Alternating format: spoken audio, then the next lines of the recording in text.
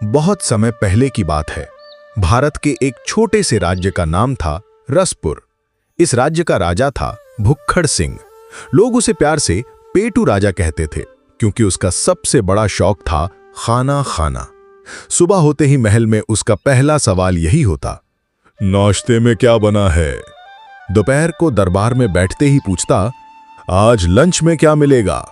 और रात को सोने से पहले कहता, कल का मेन्यू बता दो वरना मुझे नींद नहीं आएगी। राजा की ये आदत इतनी मशहूर हो चुकी थी कि दूर दूर तक लोग हंसी उड़ाते थे।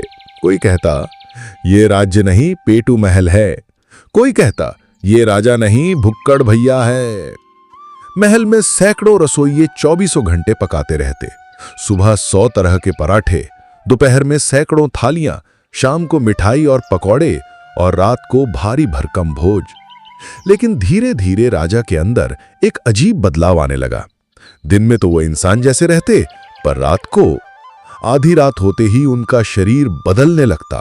आंखें लाल, चेहरा डरावना, दांत लंबे और शरीर 2 गुना बड़ा। वो किसी राक्षस की तरह महल की सारी रसोई खाली कर डालते, दूध की नदियां पी जाते, गेहूं के भंडार चट कर जाते, मिठाई के पहाड़ निगल जाते। पहले तो लोगों को समझ नहीं आया कि इतना अनाज कहां गायब हो रहा है, लेकिन एक रात पहरेदार ने सब अपनी आंखों से देखा।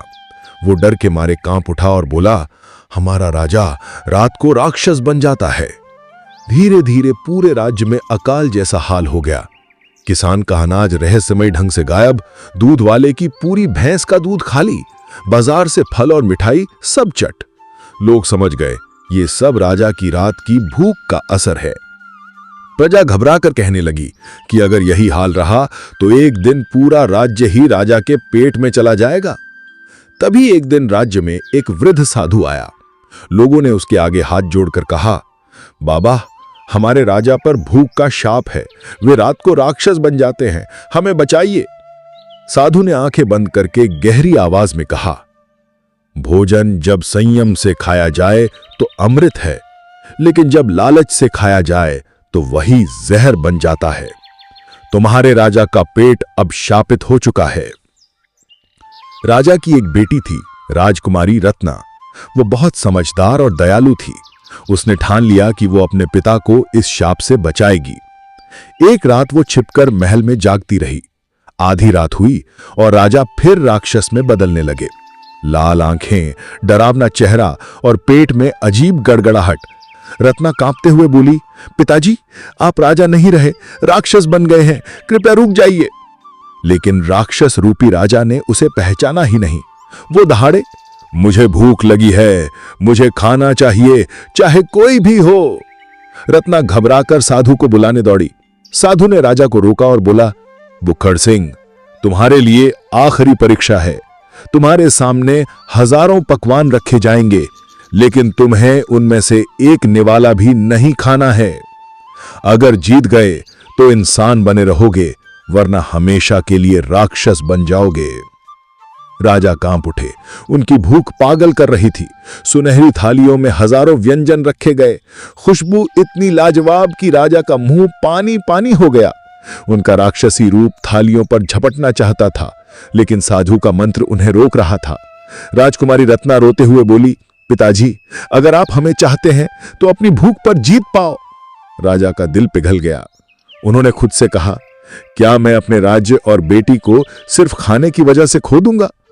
उन्होंने आंखें बंद की, दांत भींचे और पूरी ताकत से थालियों से मुंह मोड़ लिया। जैसे ही राजा ने पहला निवाला नहीं खाया, साधु ने ऊंचे स्वर में मंत्र बोला। अचानक आकाश से प्रकाश बरसा। राजा का राक्षसी रूप धीरे धीरे पिघलकर खत्म हो गया। वो थककर जमीन पर गिर पड़े। धीरे धीरे उनकी आंखें सामान्य हो गईं और चेहरा शांत हो गया। साधु मुस्कुराकर बोले, महाराज, आपने भूख पर विजय पाली है। अब आप इंसान बने रहेंगे, पर याद रहे, अगर दोबारा लालच दिखाया तो शाप फिर लौट आएगा। राजा ने आंखें खोलीं और अपनी बेटी का हाथ पकड़कर कहा, रत्ना, मेरी प्यारी बेटी, मुझे माफ कर दो। मैंने सिर्फ अपना पेट देखा, तुम्हारा और प्रजा का दुख नहीं समझा। उस दिन से राजा पूरी तरह बदल गए। उन्होंने साधारण भोजन करना शुरू किया, प्रजा को अनाज और धन लौटाया, गरीबों के लिए अन्न भंडार खोले और सबसे बड़ी बात, उन्होंने संयम सीख लिया।